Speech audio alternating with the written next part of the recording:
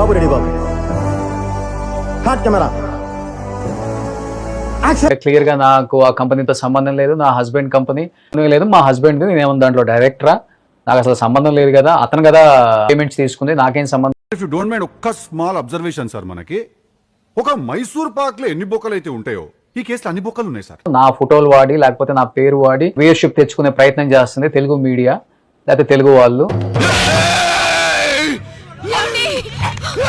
ఇన్ని సంవత్సరాల నుంచి నువ్వు చేసిన పని ఏంటి మరి? చేసింది కూడా అదే కదా, తెలుగు వీడియోలు పెట్టి లండన్ లో ఉండి తెలుగు ఆడియన్స్ ని, తెలుగు సబ్స్క్రైబర్స్ ని, తెలుగు డబ్బులే కదా తిన్నది. నాకేం తెలుసు, అన్ని ఖాతాలు నాకు చెప్పి ఓపెన్ చేసావా, ఎక్కడ ఎత్తన వేసావో. లండన్ డబ్బులు అని తినలేదు కదమ్మా. కరెక్ట్ మనిషి దొరికావయ్యా. మరి మోసం చేసిన దాంట్లో మరి భార్యాభర్తలో వాటా ఇద్దరిది ఉంటుంది. వాడు చేసిన పాపాలకి నేను పోయేటట్టున్నాను సార్. సో ఇప్పుడు తప్పు రుజువైన తర్వాత నా హస్బెండ్ కంపెనీ అని చాలా క్లియర్ గా చిన్నగా తెలియకుండా పార్ట్ 1 లో మాట్లాడేసి తప్పించేసుకుంది అక్కాయ్. బట్ ఈ పార్ట్ మీరు సరిగా ప్లానింగ్ చేసుకోలేదా మీరిద్దరు? బిగినర్స్ మిస్టేక్స్ ఇవన్నీ. ఒకరిని చీటింగ్ చేస్తున్నామంటే ఎట్లుండాలా? బనీన్కి తెలియకుండా డ్రైయర్ లాగేయాలా? పార్ట్ 2 లో అంటే రెండో పార్ట్ కూడా ఉందా కథలో అది ట్విస్ట్ సార్. ఏమో పార్ట్ 2 లో కొన్ని మాట్లాడింది. నీ కబుర్లు చెప్తారంటే నందు మేడం జాతకాల పేరుతో మా రీల్స్ వాడుతున్నారని ఆ రీల్స్ ని ఆపేయడం కోసం ఆ పేజ్ ని క్లోజ్ చేశారు. పెద్ద సమస్య వచ్చి పడిందే, ఇప్పుడు ఏం చేద్దాం? ఇంకోటి రోషన్ గారు ఒక్క మాట మీరు ఇంటర్వ్యూస్ చాలా బాగా చేస్తారు, నేను ఎగ్రీ. కనీసం ఎదుటి మీరు క్వశ్చన్ అడిగినప్పుడు మాట్లాడడానికి ఛాన్స్ ఇవ్వండి.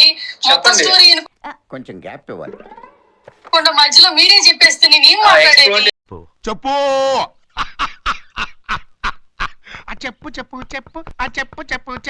చెప్పుతారు. తర్వాత ఏంటి? ఎక్స్ప్లాయిటేషన్ జరిగిందని మాకు ఒక ఎంప్లాయీ ద్వారా తెలిసింది. తెలియగానే ఇమీడియట్ గా పార్ట్నర్షిప్ ఆగిపోయింది. మీరు చూసుకోమన్నారు. మధు కంటిన్యూ చేశాడు. ఎక్కడెక్కడ డ్యామేజ్లు జరిగినాయో అవి క్లియర్ చేయడానికి ట్రై చేశాడు. ఆ ఎక్స్ప్లాయిటేషన్ లో మన ఎంప్లాయీస్ ఆల్రెడీ 3 ఉన్నారు. They are involved. సో వాళ్ళని జాబుల నుంచి తీసేశారు.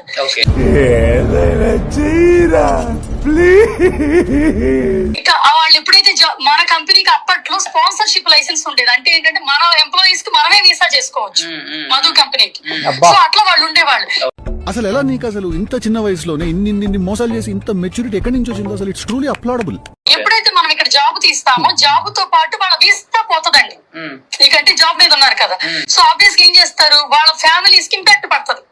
ఆ పగతో మన 1 year నుంచి బ్లాక్ మెయిల్ చేస్తారు. మేము జస్ట్ ఇగ్నోర్ చేస్తాం. ఏదైనా ఉంటే పోలీస్ స్టేషన్ లో చూసుకోవాలి వాళ్ళు. కర్మణ్యే వాదికా రస్యం చాణక్యం అమాయకమిర్కించం. ఇగ్నోర్ చేస్తాం. ఈ కంట్రీలో సోషల్ మీడియాలో ఏది పడితే అది పోస్ట్ చేయకూడదు. ఇంకోటి ఫస్ట్ థింగ్, విధాడిందిరా నీతో వింత నాటకం. నేను ఎప్పుడు మాకు రెస్టారెంట్స్ ఉంది, రిక్రూటింగ్ ఏజెన్సీలు ఉన్నాయి, ఓల్డ్ ఏజ్ హోమ్స్ ఉన్నాయి. ఇవన్నీ నేను ఎప్పుడు యూట్యూబ్ లో చెప్పలా.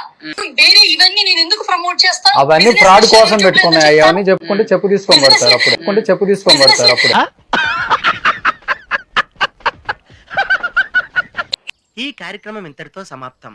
రేపు ఇదే అలవాసులపై మళ్ళీ కలుసుకుందాం. అంతవరకు సెలవా మరి.